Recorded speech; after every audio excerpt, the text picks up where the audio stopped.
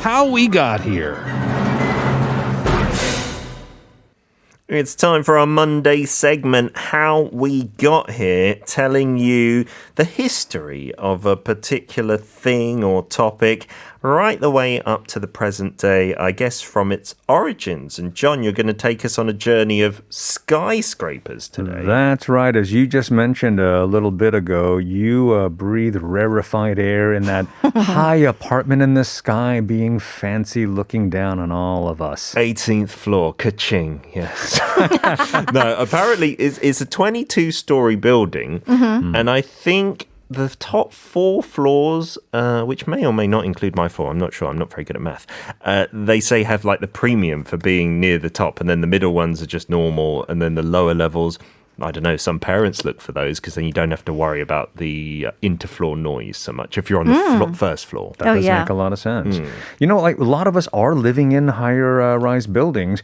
And of course, a couple of weeks ago, in Shenzhen, China, that 71-story building started shaking for no apparent reason. Oh no, I didn't see that story. It's can you see it shaking? I watched a couple of videos and I actually didn't see the building shaking, but I saw hundreds of people running away screaming. So that was good enough for me. Goodness gracious. Did you remember I think it's called the building after one of the brands in it. I think it's the Technomart or something, over on the north side of the river, opposite to Jamshun, near the Cheonhodong area.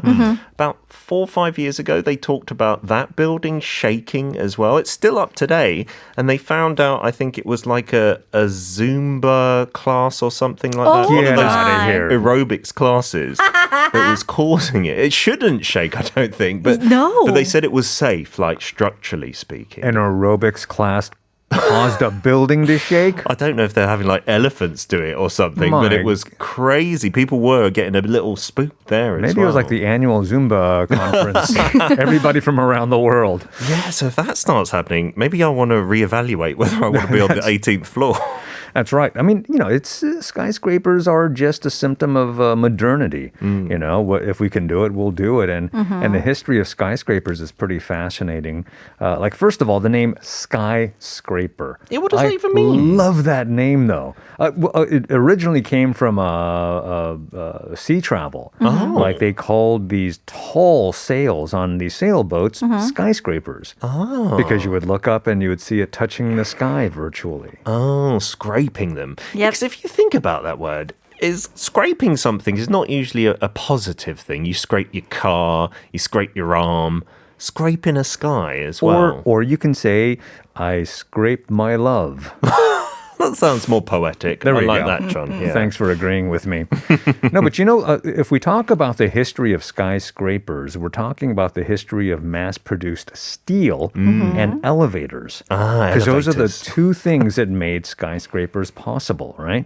Of course, without an elevator, skyscraper would be the worst invention. You would have the strongest legs on earth, man. Wow. Yes. Yeah, but all this happened in the late 1800s. There was a Chicago architect named William Jenney, and he designed a 9-story building, which is considered pretty much the first skyscraper in history. 9 stories, right? Yeah. I wonder, what would the tallest building have been before that? Because without elevators, you'd have to say, okay, this is reasonable to ask people to walk up. 8 stories is even too much, surely. Yeah, so, 9 being considered a skyscraper is something else, but it was made possible because he used reinforced iron or steel beams to build this building, because before that they used bricks to support all the weight.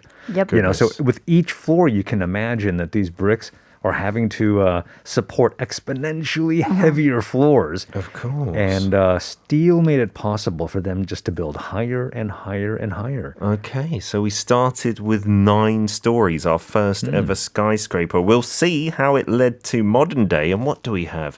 Hundreds of stories in certain buildings now. After a song break, we'll have Demi Lovato with the topic today, skyscraper.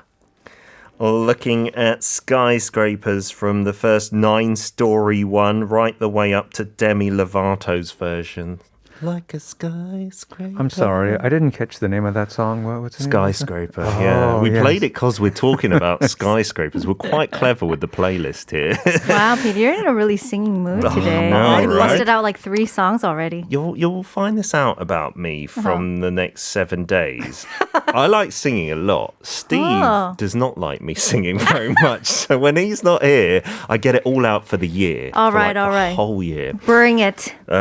Skyscrapers after 9 stories. Did we stop there, John? Did we say that's enough? Yes, that was the end of it. We're finished with our How We Got Here. Peter, please sing for us. No, I want to hear because we are in a building right now way higher than 9 stories. That's right. Yeah, like I was mentioning, in the late 1800s, this architect, William Jenney in Chicago, made a 9-story building.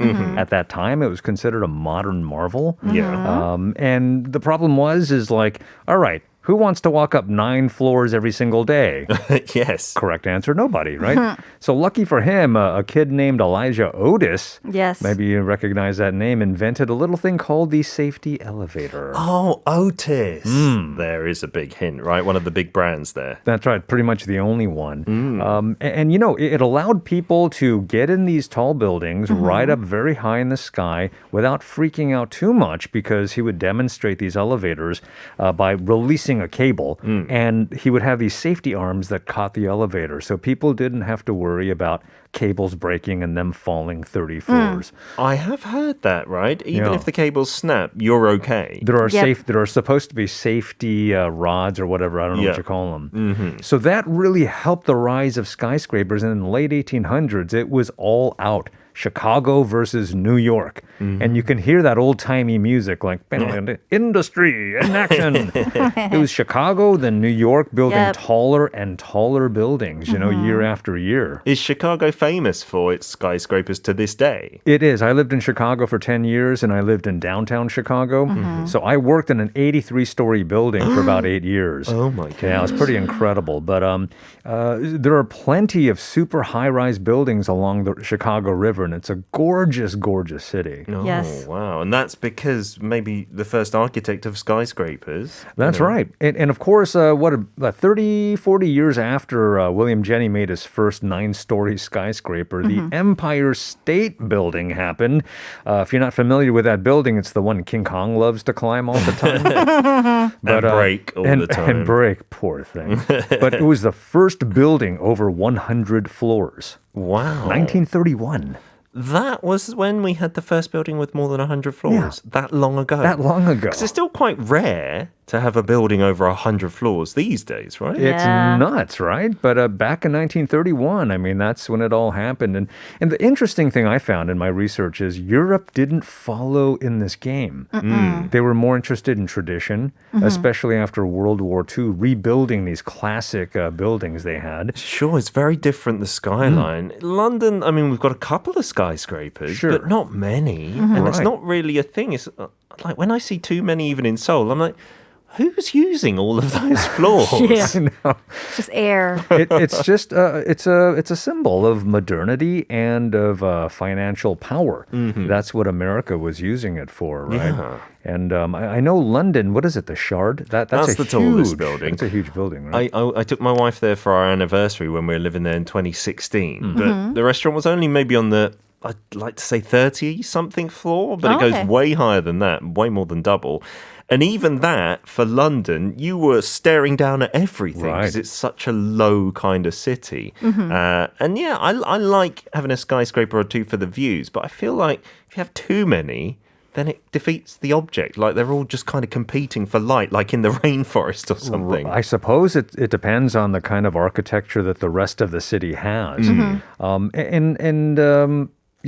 the funny thing is, in the past, 40 years, Asia has become the champion of the skyscraper game. Sure. Yep. You know, so we are home to nearly 3/4 of the 50 tallest skyscrapers in the world. Wow, You know? 3/4. Yeah, over. Whoa. So we got Dubai, Shanghai, Mecca, Shenzhen, and Seoul. Our little L Tower here is number 5 on the list of tallest Oh, buildings whoa. in the world. Yeah, I'm looking at the top 5. That's all the Middle East or out here in East Asia, right? Yeah. Goodness gracious. And the tallest Burj Khalifa, which always That's gets right. the limelight, is at 163 stories. Is that nuts? That is a bit crazy. I'm getting vertigo just thinking about it right now. That's so What's the true. tallest building each of us has been to? I would say the L Tower for me. Have you been to the top, Kate? No, but I've been to one of the things that were at the top, but I didn't go to like the observatory. Was it the area. glass floor? I didn't go there. But I went somewhere relatively to the top. But even then was like taller than most buildings. And you looked out the window? Not really. Kind I'm of, feeling but- this is a suspicious story. Yeah. You went I know, quite I know. high in this building. What were you doing there, Kate? Can we have the details? Oh, there was a meeting with some executive. Very Yes. suspicious. Sam, all I'll this say. meeting and executives, what was it about? Like you were pushed into a shark pit or something, Kate, I No, feel. I was the interpreter for Oh, that. lovely, jubbly. Well, that Yeah. seems like a nice thing. Sounds Have like you a been, James Bond thing. It does. Have you been there or anywhere higher? No, I mean, the highest building I've ever been in is the one I worked in Chicago. It was called the Aeon Center, at Okay. 83 stories. My office was on the 42nd. Wow. But it was wonderful because every summer they would have the air show where the military aircraft would fly around Chicago. We were above the aircraft. Really? Whoa. So it was amazing to see F-15s and helicopters flying below us. From a bird's eye view. It was absolutely stunning. And that was only 42 floors high. Oh, that's crazy. Unbelievable, yeah. In the Elwell Tower, I've been in there, but again, like Kate, not to the top. I wasn't doing anything dodgy like Kate. I was just eating at the food court. And you know, not many people know, but if you get a pass from reception, there's a food court on, I'd like to say, somewhere between the 25th and 35th floors. And it's just free to go there. And like, there's a cafe, a coffee shop and stuff. Oh, I You should don't go. pay entrance. You just like have to sign in and they'll give you a special pass to the elevators. And then my other top tip is in Yeouido, not just the golden Yuksan building, 63 building. There's like I don't know what it is in English or Korean, to be honest. It's like some kind of trade building, a glass Right, tower right. where it goes in and out, in and out. Yeah. On the 50th floor there, they have some reasonably priced restaurants and Oh. the view is stunning and there's a roof garden and everything. I would highly recommend You know, it. Peter, I have a story from the 63 building when I was a child. Oh. My sister still makes fun of me for this. We went up on the outside elevator where you can see the whole city. Wow. It's like you're exposed. Yeah. She said that I kind of turned cowered and faced the wall and kind of started to bend down because I was so afraid of heights. And this is my younger sister. Yeah, I'd make fun of you, John, if I was your younger sister. Why did I say this? Oh, widow John. Oh, poor John. Talk about skyscrapers that he's Oh. scared of. Let's get to some music. Tell us about your experiences with this, as well as answering the question of the day. Don't forget you could pick up a 10,001 coffee voucher. We got Martin Garrix to take us out of the first hour of the show. High on Life. 100 years of wisdom.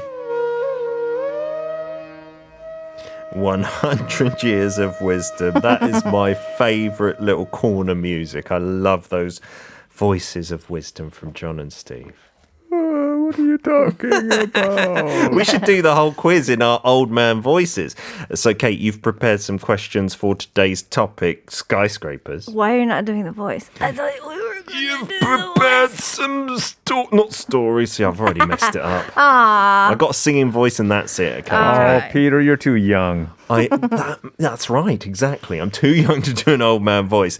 You gonna fire away, Kate? Yeah, sure. Now, earlier, so today's topic is about skyscrapers, and I have a lot of fun facts to kind of walk you guys through. Nice. Now, John mentioned a little bit earlier about the term skyscrapers and how it was not necessarily used for buildings way early Peter, back sail in the day. is the right answer. Is that not the question? You know, that is not the question. So Darn yeah, it. those sails were actually, I think, the first time that it was used, the term skyscraper. Mm-hmm. But after that, other things were also called skyscrapers, such as a high standing horse, which was back in 1788. A high standing horse. Yes. You mean like a captain? Like a high-ranked horse? Or one on its hind legs only? Like doing a neigh? Maybe. Okay. You got to ask somebody from 1788 I for will that do. question. A very tall man was also referred to as a skyscraper back in the Really? 1800s. Yes. Like LeBron James or something? Oh, yeah. Or a rider on one of the very high cycles formerly used back in 1892 was Like- also referred to as a skyscraper. Oh, those really tall, super huge, Huge wheeled wheels. ones. Penny Yeah. farthings, we used to call Penny those in the farthings. UK. Yeah, with a massive front wheel and that tiny Exactly. back. What a ridiculous design for a bicycle. Peter, I Who gotta thought that ask was a you. good Can idea? I ask you this? Was it a requirement back in England to wear a top hat when you rode that? Yes, and carry a briefcase as well at the same time in the other hand. No, I do not know. They weren't around when I was a little nipper, Yeah. I suppose. Well, all that being said, there were a lot of things that were referred to, but there's one particular item that was also referred to as a skyscraper back in 1800, the year 1800, right? Can you guess what this is? John. Yes. I shouldn't have lied. A spatula on a really tall ladder. Would look very like a specific. skyscraper. Is that an 1800s thing, John? Because you're scraping the sky with the spatular. Yes. That it is my right? answer. Is I'm he sticking correct? to it. It's very creative. You get 10 points for creativity, 0 for the answer. All right, Peter, you've mentioned things that are all kind of tall, right? Yeah. But not necessarily in a skyscraper shape. Like a penny farthing is pretty wide as well. Yeah. And you mentioned a horse. That's pretty wide as well as tall. So Yeah. I'm going to go with something that's wide and tall. Okay. 1800. If I think back to the 1800s, I'm thinking... What was I doing back then? I'm thinking Victorian women and whatnot. Maybe that's even before Queen Victoria, though, isn't it? And those big dresses they used to have, right? It is about a fashion item, but What? it is not. I haven't finished my answer, Kate. Okay, I would okay. like to state for the record. All right, okay. And then I'm thinking of the gentleman as well. Ah. Top hats. A top hat. A tall top hat. That's a good answer. You are correct. A top hat was referred to as a skyscraper along with very tall bonnets. Really? Can I interject for Yes. a second? You first got to praise me for pulling that out the bag. Peter, I bow before you, Thank the you. winner. Thank you, loyal subject. And now, what did you want to say? Dearest Peter and Kate, Yeah. I did mention top hat in my joke answer, so do I get half a point? You did. You inspired me because that wouldn't have been in my memory. So I will generously donate. Half a point. No, a tenth of a point. Peter, you're welcome. Thank you very much. We're going to have more skyscraper questions in the last part of the show and your messages as well that we haven't read yet after some Maroon 5. Won't Go Home Without You. We are back for the fourth part of the Steve Hatherly show in the midst of 100 years of wisdom doing questions to do with skyscrapers. I'm beating you, John. I just wanted to remind you and the listeners for a little update, okay? 0.9 points to 0.1. You after shall my pay kind in the end. donation. Goodness gracious. Talking back to your donator. Kate, do we have another question? Our listeners can also take part in this as well if you like. Absolutely, I do. Now, we all know that the tallest building in the world today is the Burj Khalifa in Dubai, which stands at 830 meters or 2,723 feet tall. However, there's a lot of other buildings that they say that they are constructing that is possibly going to beat the title of the tallest world record. And because of this, you actually might be wondering, is there a height limit to skyscrapers that humans can build? That's what I asked you earlier, Yeah. right? As an architect that you Yes. are, professional Mrs. Architecture, I would leave the professional out. is there a limit, like physically? Yes. Is what I'm wondering, right? Huh. And if there is, what would be the limit? Is that the question? That is then? the question for you guys. Not like legally. No, like not what legally. a government allows. But physics, right? Physics-wise, You look like- realistically. You could do a bit of physics if you put your mind to it, John. First, where is my mind? I would say there must come a point when if something is going vertically up, it wouldn't be able to support itself anymore. You were talking about steel beams earlier. Surely they've got a limit to what they can support, right? I would imagine so, and don't call me Shirley.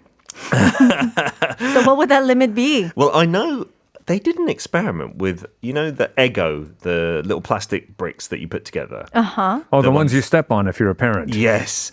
They did something about stacking them on top of each other before they would not be able to support their own weight. It was a crazy height that they could get up to. Whoa. So I assume steel is stronger than that. So Okay. I'm going to say, the record is less than 1,000 meters? Yeah. I'd say way more than that, 2,000 meters. Okay. John, do you have a guess? Yeah. Does it relate to this question? Who knows? But I really, I'm just thinking, maybe you can go super high, but then it's going to be subject to winds. It's going to be subject to all sorts of atmospheric issues. Yes. So my answer is what he said, -3 meters. Oh, you're doing that cheeky little thing. Yes, I don't am, know sir. that higher or lower. Yes, I Well, am. Let's do this. Listeners, we'll give you a chance to write up on YouTube your answers, send in your text messages, and we'll be back with that answer and some more questions after a word from our sponsors. How tall can a skyscraper go? That's the question that Yes. we've been asked. Raul from Argentina has said 1,000 meters. John has said 1,997 meters, to be precise. And I'm saying 2,000 meters. Go big or go home is my motto. Right. If you consider that the Burj Khalifa right now is 830 meters, Yeah. if the 1,000 meter is a limit, then we're pretty close to the limit. That's kind of Exactly. terrifying if you think about it. Yeah. Because when people crunch numbers and they think about the limit, they're not necessarily thinking about the actual safety of the building or physically feeling or psychologically even feeling comfortable going up to that Okay. building. It's just what is possible. What is possible with the material that we have on this earth. Okay. And the answer is a whopping 8,849 meters. What? I was really the closest out of everybody to answer. I basically You're said like 6,000 meters off. Yeah, but I was the closest, Kate. Let's give the praise. Yeah, that you got to I'm due. read between the lines when he says 2,000. 8,000. Theoretically, though, this is because that's how light steel is compared to brick. So the wow. material in itself can go higher. And as long as the base of the building gets wider, Yeah. then you can really build high up there. Yeah, because right now, if we were keeping the buildings as narrow as they are, I'm sure that would be impossible, like John said, with the wind and stuff. But if you had a massive base, Yep. you could surely go up, You can go 8,000 higher. meters. Now, but then there's also a limit to that because if you don't know, the Earth is curved. It is round. So there's only a limit to how wide we can go at the base, which is why the highest that we can go is capped at about 8,849 meters. Wait. Can I ask a question right Yes. now? Are you trying to make me learn right now?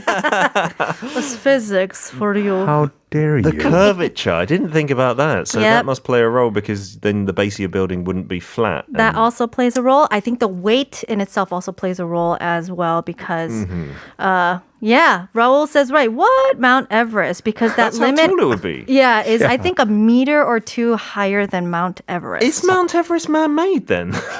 Oh my that the gosh. limit? It's the UFOs. There we go. Not even they could crack that, getting That's over right. 8,000 meters. But Kate, I think you really didn't express what Raul was saying. 'Cause I think Raul was saying, what?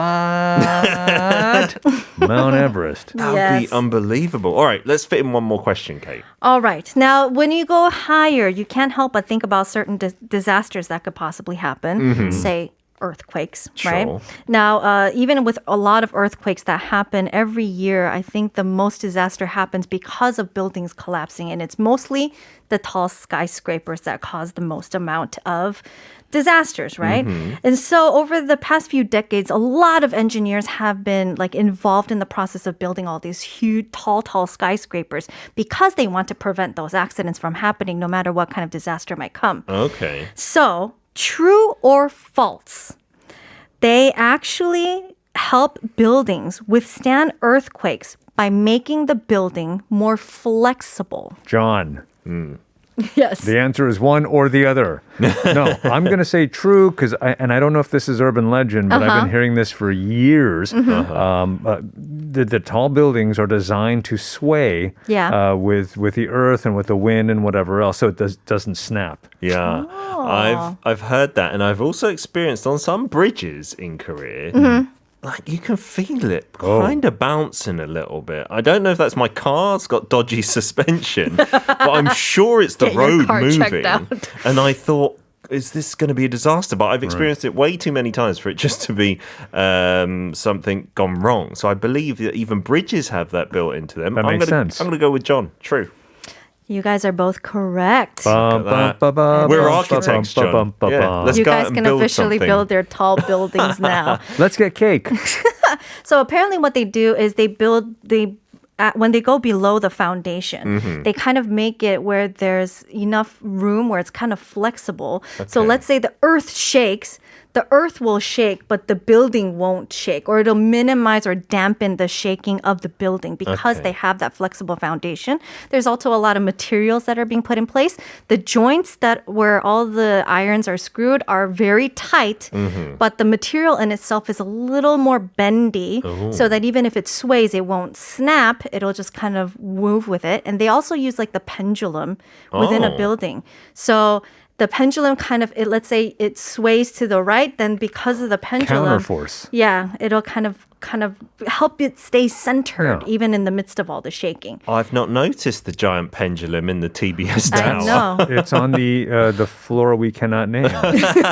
It's just there doing its job. I guess it's in the kind of background, that kind of structure and stuff. So those kind of physical concepts are all incorporated into the building so that it would be able to withstand a bunch of shaking when an earthquake comes. Well, now I'm freaking out. Thanks. It's all going to be okay. If it shakes, it's all right. Maybe We'll that be building all in right. China, maybe it was designed to do that you mentioned earlier. I hope so, at least. We'll be back with your messages to finish off the show about what floor you'd like to live on after some Mama Moo.